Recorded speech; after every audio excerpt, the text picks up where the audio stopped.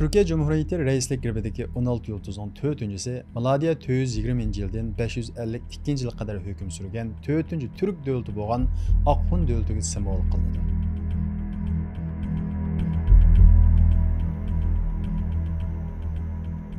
Oqxunlar ba'zi manbalarda Aftal, Haytal, Aftaritlar deb ataladi. Oqxunlar aslida Turkiya xalq bo'lgan ulug' yovchilarning avlodi bo'lib, ularning chiroyi oq, suzuk bo'lg'achqa Oqxunlar deb atalgan. Oqxunlar ulug' yovchilar duch kelgan ko'ch iqinida hozirgi Qozog'iston bilan O'zbekistonning o'rtasidagi Orol ko'lining sharq-shimol tarafiga kelib yerlashgan. Milodiya 400-yillarga kelgan vaqtda Kushan imperiyasi yiqilib, ularning yiqilgan zaminlarini mana shu Oqxunlar egallashga boshlagan. Kushan imperiyasining ojizlashib yiqilishi Oqxunlarning bosh ko'tarishiga nihoyat foydali sharoit yaratib bergan. Oqxunlar Kushan imperiyasining yiqilishi bilan asta-asta Afg'oniston va Xorason atrofiga yerlashishga boshlagan va ularning zaminlarini egallab o'zining davlatining asosini solgan. Keyin ular texmi kuchlanib, texmi kengayib, Sasanilarning chegarasigacha taqashgan va Sasanilar bilan tinchlik kelishimi imzolagan va ular bilan tinch o'tib, o'zining Oqxun davlatini e'lon qilgan. Keyin Gupta imperiyasi taraf qarab kengaygan, ya'ni Hindiston taraf qarab kengayib, ularning bir qism zaminlarini egallagan va bizning yurtimiz Sharqiy Turkistonning bir qism zaminlarini egallab, Ipak yo'lining muhim nuqtalarini qo'lga olgan.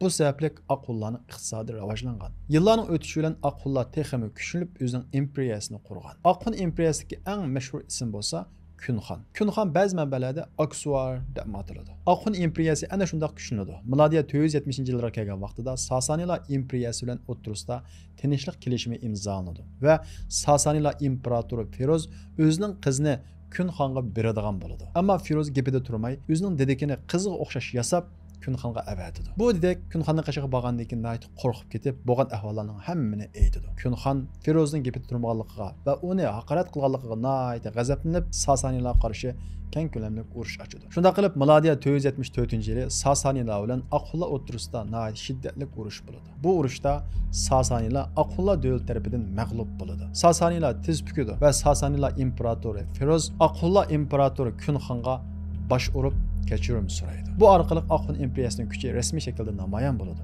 Kunxon Ferozni afu qiladi. Feroz Kunxonga bosh urgandan keyin bu ish uning nihoyat alam tuyuladi va ikkinchi qatim yana qaytadan qo'shin tashkillab Oqxun davlatiga qo'shin tortadi. Kunxon ularga qarshi Xandak qo'laydi. Sasanilar qo'shinining hammasi tugidek Xandak o'raklarga tushib mag'lub bo'ladi. Shundaqla Feroz bu urushda o'ldiriladi. Bu mag'lubiyatdan keyin Sasanilar rasmiy shaklda Oqxun davlatiga qaram bo'ladi. Sasanilar imperiyasi Oqxun imperiyasiga zo'r miqdorda to'lam to'laydi, boj to'laydi. Keyin Sasanilar ichida Mazdak ismli birisi inqilob qiladi. Sasanilarning imperatori Oqxun davlatiga qochib kirib panohlik tilaydi. Oqxun davlati Mazdakning inqilobiga qarshi 30 ming kishilik qo'shin bilan Sasanilarga yordam beradi va Sasanilar imperiyasini qutuldirib qoladi. Oqxunlar Turanmonxonning davri kelgan vaqtida Sayhun va Jayhun daryosiga kengaydi. Afg'onistonning to'liq qismini egallaydi. Ondan keyin Xotan, Kucha va Sharqiy Turkistonninki janub shaharlarini Jujallardan tortib oladi. Bu vaqtda bizning vatanimizni Jujallar egallagan edi. Bu bizning vatanimizni egallagan Jujallar kim?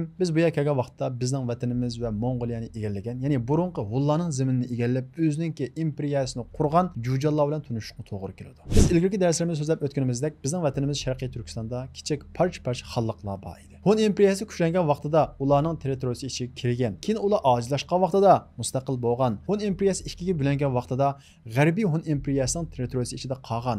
Keyin ular ojizlashib yiqilgan vaqtida mustaqil bo'lgan, keyin Xitoylar bosgan, keyin Sianpila o'zining imperatorligini qurgan vaqtida Sianpilarning territoriyasi ichiga kirgan. Sianpila ojizlashgandan keyin Sianpilarning bir qabilasi bo'lgan Tubalar isyon qilib o'zining davlatini qurgan. Bu vaqtda bizning vatanimiz Sharqiy Turkistonning ko'p qismi Tuba davlatining ichiga kirgan. Milodiya 394-yilga kelgan vaqtda Mong'oliyada Jujallar bosh ko'tarishga boshlagan va Tuba Sianpilarga qarshi urush qilib, ularning o'rnini Jujallar egallagan. Shundaqla Jujallar o'zininki Jujan xonligini qurgan. Jujallarning asli kim? Jujallar aslida Mong'ollarning avlodi, lekin ular keyin turklashgan.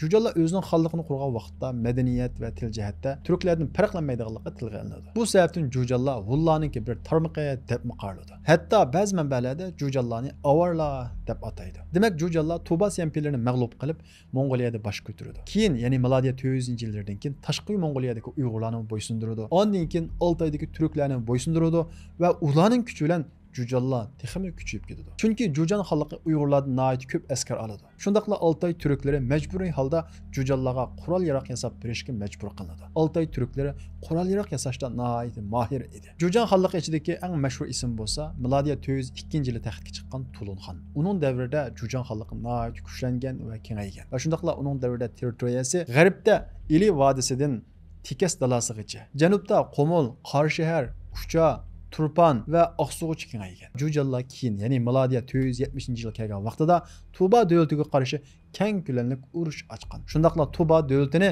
rasmiy shaklda yiqitgan. Tuba davlati yiqilgandan keyin Qashqar, Yarkand, Xotan qatorliq Sharqiy Turkistondagi janubiy qismi rasmiy shaklda Jujan xalqiga qo'shilgan. Xulos qilgan vaqtimizda bizning vatanimiz Sharqiy Turkistondagi parachi xalqlar Hulla kuchlangan vaqtida ularning territoriyasi ichiga kirgan. Hulladan keyin Siyanpila bash ko'targan vaqtida ularning territoriyasi ichiga kirgan. Siyanpiladan keyin Tubalar, ya'ni Siyanpilaniki bir tarmoqi bo'lgan Tubalar bash ko'targandan keyin Tuba davlatining territoriyasi ichiga kirgan. Tubadan keyin Jujanlar bash ko'targan va Jujanlarning territoriyasiga kirgan. Milodiya 480-yil kelgan vaqtida Jujanlar rasmiy shaklda kengaygan va rasmiy shaklda imperiya darajasiga ko'tarilgan. Jujan imperiyasi mana shunday kuchlangan vaqtida, ya'ni milodiya 480-yillarda Oqullarni kuchlanib o'zining imperiyasini qurgan. Va shundaqla Oqullar Jujanlarga qarshi hujum qilishga boshlagan. Va shundaqla Uyg'urlarmi, ya'ni Oltaydagi Uyg'urlarmi Jujanlarga qarshi isyon qilishga boshlagan. Masalan, milodiya 484-yili Oqxun davlati Qoraqo'rg'on tog'laridan o'tib Qashqarga hujum qilgan. Ya'ni Jujanlar hukmronlik qilayotgan Qashqarga hujum qilgan. Va bu hujumda g'alaba qilib Qashqar, Yarkand va Xotanni Jujanlardan tortib olgan. Yana bir tarafdan milodiya 487-yil kelgan vaqtida Tashqi Mong'oliyadagi Uyg'urlarning bir qismi, ya'ni Bo'rikli qabilasiniki xoni Ujruxonning boshchiligida Jujanlarga qarshi isyon qilgan. Va ular o'ziga tava bo'lgan 120 ming oilani, ya'ni 600 ming jonni Sharqiy Turkistonning shimoliy qismi, ya'ni Oltay tog'lari bilan Tangirtog' tog'larining o'tirisiga akilib, ko'chab kelib shu yerga yerlashgan. Jujan qog'oni Tulunxon 2 va tog'asi Aynag'ay bu Uyg'urlarning keyinidan qo'g'lab kelgan. Lekin bu Uyg'urlar ularga qarshilik ko'rsatib, Aynag'ay va Tulunxon 2 mag'lub bo'lib qaytib ketgan. Bu g'alabadan keyin u yerga ko'chib kelgan Uyg'urlar shu yerdagi Uyg'ur qarindoshlari bilan birlashib, milodiya 484-yili tarixda Qonqil davlati deb atalgan Uyg'ur xalqini qurgan. Bu Xitoychada Gauche deb ataladi. Ya'ni Xitoylar bular egiz harbiy ishlatgan bo'lg'achqa egiz harbiliklar deb atagan. Bu tariximizda Uyg'ur xalqi va yoki Qonqil davlati deb ataladi. Bu xalqning tunji xoni Ay Ujru bo'ladi va uning enasi Cho'ngji Ulug'bek deb ataladi. Bu xalq, ya'ni Uyg'ur xalqi va yoki Qonqil davlati deb atalgan bu xalq taxminan 54 yil hukm suriydi. Poytaxti Manas atrofida bo'ladi. Zimini bo'lsa shimolda Altay, sharqda Qomul, g'arbda Ili vodisi, janubda Qorashahar va Lopnur qadar suziladi. Bu davlatning oz degandimi 120 ming kishilik qo'shiniga ega ekanligi tarix manbalarida tilga olinadi. Bu Qonqil davlatininki shimolda Jujanlar bor edi. Janubda bo'lsa Oqxunlar bor edi. Bu xalq, ya'ni bu Qonqil davlati tunji qatam qurilgan vaqtida shimoldagi Jujanlar bilan, janubdagi Oqxunlar bilan va Lopnur atrofidagi Tangutlar bilan urushib o'zining mavjudligini saqlaydi. Bu yillarda bo'lsa, ya'ni milodiya 500-yillarda bo'lsa, Oqxun davlati eng kuchli Sasanilarni o'ziga to'liq qaram qilgan vaqt edi. Zimin jihatda Sasanilarning bir qismi ziminni egallagan, Hindistonning bir qismi ziminni egallagan edi. Bu sababdan Oqxun davlatida Farislar, Hindilar va Turklardan iborat ko'p xil madaniyatli kishilar yashagan. Bu sababdan ular ilgirdan tortib shaman diniga e'tiqod qilgan bo'lsa-mu, mana shu davrga kelgan vaqtida Oqxun davlatida buddizm, shamanizm va atashparastlik qatorliq shunday ko'p xil dinlar shakllanishga boshlaydi. Milodiya 508-yil kelgan vaqtida Oqxunlar Kucha tarafdan Qorshaharga hujum qiladi. Qorashahardagi Uyg'urlar Turpanga ko'chadi. Oqxunlar Qonqil davlati bilan yaxshi munosabat o'rnatdi va urushmaydi. Ammo Qonqillar bo'lsa Jujanlar bilan davomli urushib turadi. Bir qatim u yansa, bir qatim Qonqillar yangadi. Ya'ni shunday urushib hali uzun davomlashadi. Jujan xalqining Qonqillar bilan urushib shunday mashg'ul bo'lishi Jujanlar qarashliq, ya'ni Jujanlarning qo'l ostidagi Altay turklarininki kuchlanishiga va ayilib isyon qilishiga nihoyat foydali sharoit yaratib beradi. Lekin milodiya 540-yildan 541-yillar orasida Jujan xalqi Qonqil davlatiga qarshi keng ko'lamli urush ochdi va bu urushda Qonqil davlatini mag'lub qiladi. Va shundaqla milodiya 541-yili Qonqil davlati rasmiy shaklda yiqiladi. Shunday qilib milodiya 487-yili qurilgan Qonqil davlati milodiya 541-yil kelgan vaqtda yiqilib 54 yil umr ko'radi. Bu 54 yil ichida Qonqil davlatida 7 xon o'tdi. Biz yuqorida o'tganimizdek Jujan xalqi Qonqil davlati bilan urushib mashg'ul bo'layotgan paytda ularning qo'l ostidagi Altay turklari kuchlanib milodiya 552-yili Altay turklari Jujan xalqiga qarshi keng ko'lamli inqilob qo'zg'aydi. Va shundaqla Jujanlarni mag'lub qilib, Jujanlar hukmronlik qilayotgan Osiyo qit'asiningki ko'p qismini qo'liga oladi. Bu vaqtda Oqun imperiyasi sharq tarafda yanada bosh ko'targan Altay turklari, g'arb tarafda bo'lsa Sasanilarning o'ttirisida qoladi. Mana shu vaqtda Sasanilar imperatoridan yanada bosh ko'targan Altay turklariga ittifoqlashish taklif keladi.